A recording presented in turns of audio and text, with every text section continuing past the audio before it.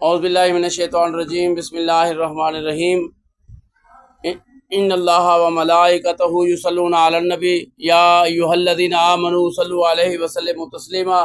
अल्लाहुम्मा सल्लि अला सय्यिदिना व मौलाना मुहम्मदिन व अला आलि सय्यिदिना व मौलाना मुहम्मदिन व बारिक व सल्लिम व सल्लु अलैहि। कि मोहम्मद से वफ़ातूं ने तो हम तेरे हैं, ये जहाँ चीज़ है क्या लौह कलम तेरे हैं।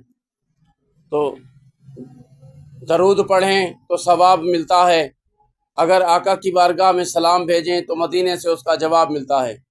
तो दोस्तों, आज हमारा जो टॉपिक है वो है दरूद व सलाम के हवाले से कि दरूद व सलाम की क्या फ़जीलत है और मेरे आका करीम रऊफ़ रहीम सल्लल्लाहु अलैहि वसल्लम पर दरूद पाक पढ़ने से या हुजूर की बारगाह में सलाम भेजने से हमें क्या मिलता है और इसकी क्या फ़जीलत है।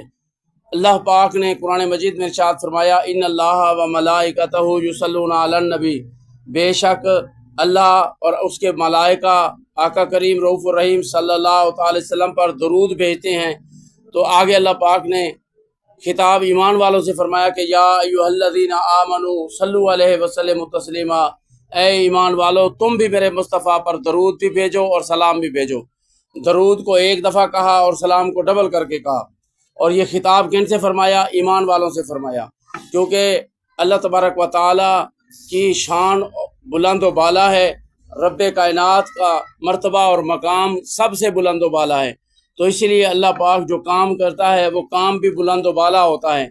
और क्योंकि अल्लाह पाक अपने महबूब सल्लल्लाहु अलैहि वसल्लम पर दरूद पाक भेज रहा है और ये भेजता रहेगा और ये कंटिन्यू सीगा है, तो दरूद पाक अल्लाह तबारक व तआला का अमल है और उसके मलाइका का अमल है। और साथ फिर फरिश्त अल्लाह पाक ईमान वालों से खिताब फरमा के कह रहा है कि तुम भी मेरे मुस्तफ़ा पर दरूद भी भेजा करो और सलाम भी भेजा करो। और अब जो लोग कहें कि सलाम ना भेजें तो फिर वो कौन सी कैटेगरी में आएंगे? तो क्योंकि अल्लाह ख़ुद फरमा रहा है कि मेरे मुस्तफ़ा पर दरूद भी भेजो और सलाम भी भेजो। तो दोस्तों, दरूद और सलाम की बहुत बड़ी फजीलत है। आका करीम रऊफ़ रहीम सल्लल्लाहु अलैहि वसल्लम ने हज़रत अनस बिन मालिक रज़ी अल्लाह तआला अन्हु जो है रावी हैं, हज़ूर नबी करीम सल्लल्लाहु अलैहि वसल्लम ने इरशाद फरमाया कि मेरा उम्मती अगर एक मरतबा दरूद पाक पढ़े, अल्लाह उस पर 10 रहमतों का नज़ूर फरमाता है और अल्लाह पाक उस बंदे के 10 गुनाह में माफ़ फरमा देता है और अल्लाह तबारक व तआला उस बंदे के खाते में 10 नेकियां लिख देता है, उसके 10 दर्जे बुलंद फरमा देता है। तो ये कितनी बड़ी बात है कि आका पर दरूद भेजने से अल्लाह अपनी रहमतों का नज़ूल जो है वो बरसाना शुरू कर दे। कितनी बड़ी बात है। तो पता चला कि अगर हजूर पर दरूद भेजें तो अल्लाह की तरफ से रहमत बरसती है। हुवल्लज़ी युसल्ली, मेरे अल्लाह ने फरमाया कि तुम अगर मेरे मुस्तफ़ा पर दरूद भेजोगे ना तो मैं अपनी रहमतें तुम पर नाज़िल फरमाऊँगा। तो दोस्तों, मेरे आका करीम सल्लल्लाहु अलैहि वसल्लम पर अगर दरूद व सलाम पढ़ना जो है बहुत बड़ा जो है फ़ायदा होता है, दुनिया में भी और आखिरत में भी। अगर आपको माशी परेशानी है तो हजूर पर दरूद पढ़ें। अगर आपको जानी परेशानी है, जिस्म की कोई तकलीफ़ है तो आप दरूद पढ़ें।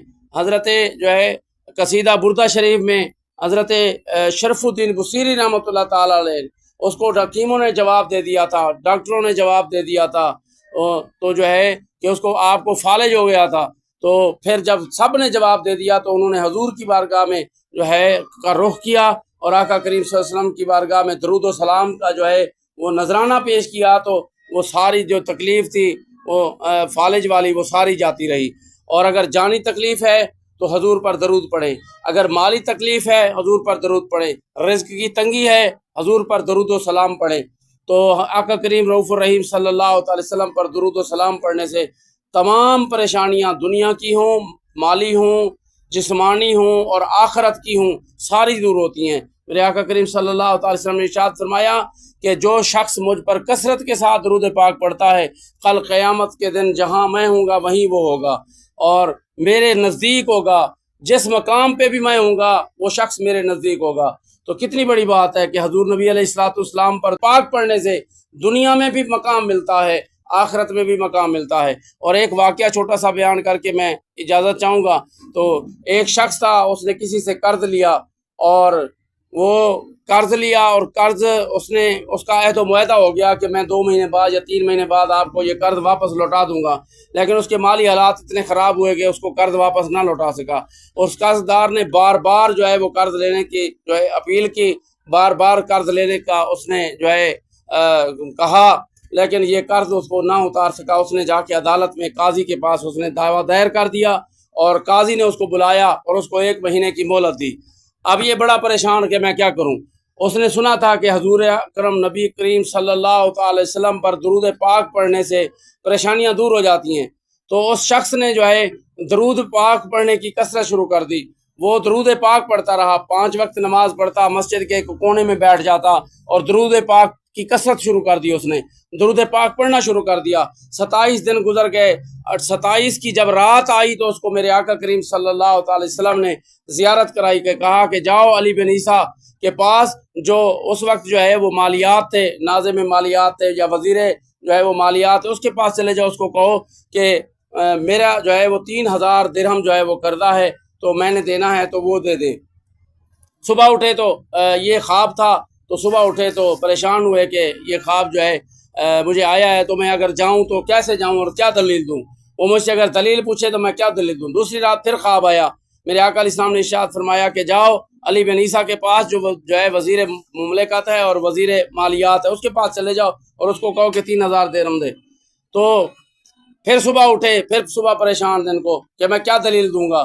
تیسری رات پھر خواب آیا، میرے آقا علیہ السلام نے فرمایا کہ میں نے کہا نہیں ہے کہ اس کے پاس چلے جاؤ اور اس کو کہو کہ تم روزانہ اس جو ہے وہ دلیل یہ ہے کہ اس کے پاس چلے جانا، اگر وہ آپ سے پوچھے کہ کیا دلیل ہے تو اس کو کہنا کہ تم روزانہ جو ہے وہ بلا ناغہ فجر کی نماز کے بعد کسی سے کلام کیے بغیر 5000 مرتبہ مجھے جو ہے وہ تم درود پاک پڑھتے تھے، اور جو تم نے چھوڑ دیا، اب نہیں پڑھ رہے، 3 دن ہو گئے ہیں، تو یہ جا کے اس کو دلیل پیش کرنا۔ تو وہ شخص اس کے پاس گیا، وزیر مملکت کے پاس اور وزیر مالیات کے پاس گیا، اور اس کو کہا کہ میں نے قرضہ دینا ہے 3000 درہم کا، تو مجھے جو ہے نا یہ قرضہ چاہیے۔ تو اس نے کہا کہ اس نے پھر آقا کریم صلی اللہ تعالی وسلم کا یہ خواب کا واقعہ بھی بیان فرمایا، تو اس نے دلیل مانگی۔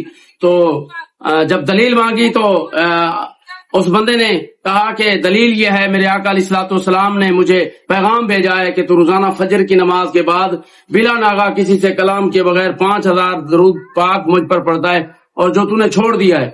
تو اس نے جب یہ بات سنی تو وہ کھڑا ہو گیا، اور اس نے جا کے اپنے وہ ملازم کو کہا کہ جاؤ مالیات جو ہے وہ خزانے سے جو ہے 3000 درہم بھی لے آؤ، اور 3000 سے کچھ اوپر لے آنا درہم۔